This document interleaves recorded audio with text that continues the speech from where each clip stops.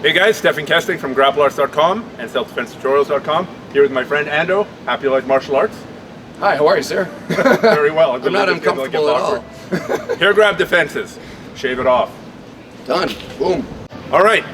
Lots of roll gain later and some button chops. We're here. Ando has hair. So this is obviously a pretty big problem. Anyone who has hair runs into this. Yes. Women run into this all the time. Some of my favorite YouTube videos, seeing how people react to having their head controlled with those female fights where you see that hair pulled down and the people just start pinwheeling those arms. Yeah, there's a lot to learn from watching those. So then what's your approach to dealing with this? Well, the first thing to recognize is that this on its own is not really an attack.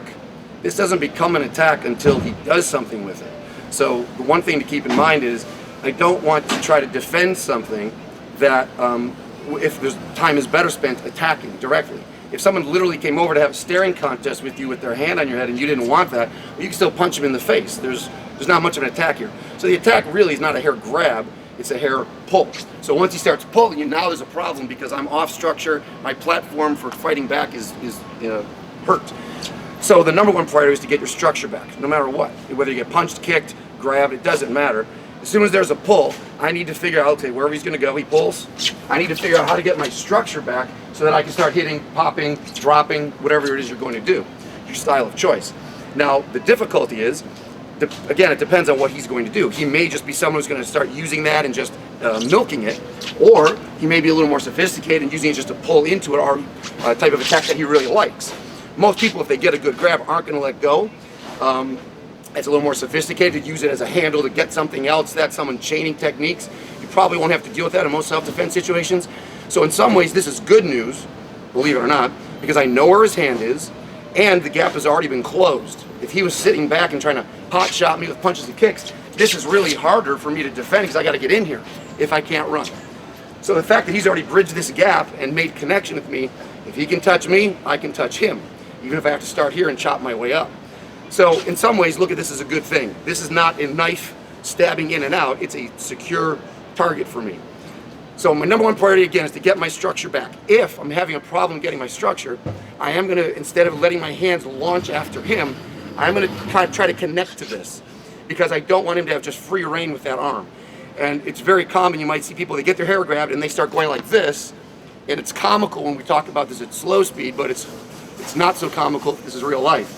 Because again, the instinct is to go, no, no, and you're just making the pain worse, although it's negligible in a real life situation, and you're making the attack better for him. So if you can, as fast as you can, to remember to do the opposite of what he's expecting. When he grabs, he knows I'm gonna try to pull away.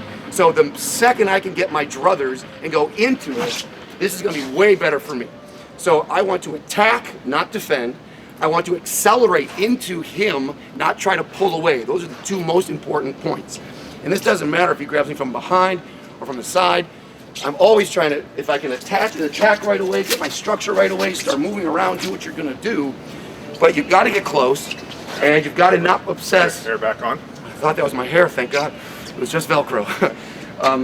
You've gotta just get a partner and work through this slowly, and very quickly I think your primal instincts will take over. You will feel right away that as you're getting pulled in, that this is fruitless to try to keep getting away. You'll feel that that's just no good. You just got to accept it and say, okay, if I'm in, I'm all in. And then just come in with all guns blazing. And again, for me personally, if I feel that grab, as soon as it's there, you should be attacking anyway. I'm already dropping into a better base. I'm already trying to think about what things I can do.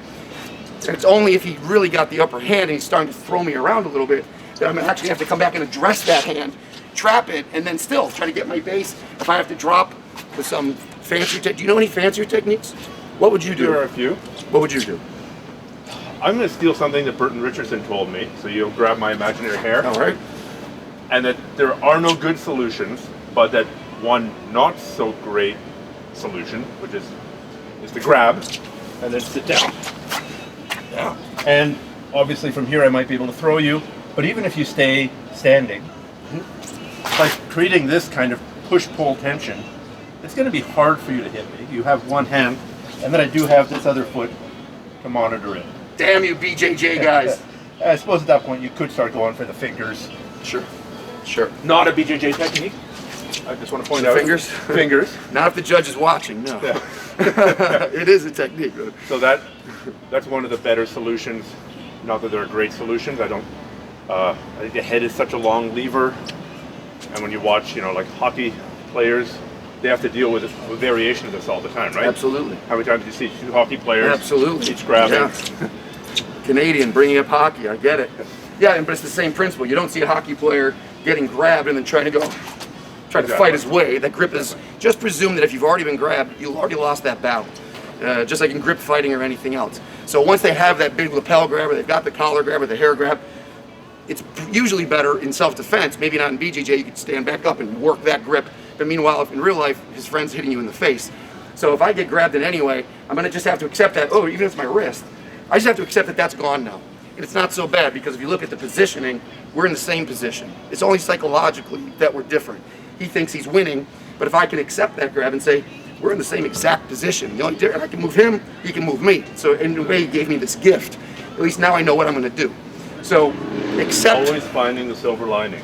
That's why you have to have a happy life. If you train yourself to always see the positive side, no matter how bad this situation gets, you're finding opportunities and making something good happen. So that's why that's not just to feel good. It's not Pollyanna. It's a strategic way to fight. Perfect. Thanks so much, Ando. Thank you, sir.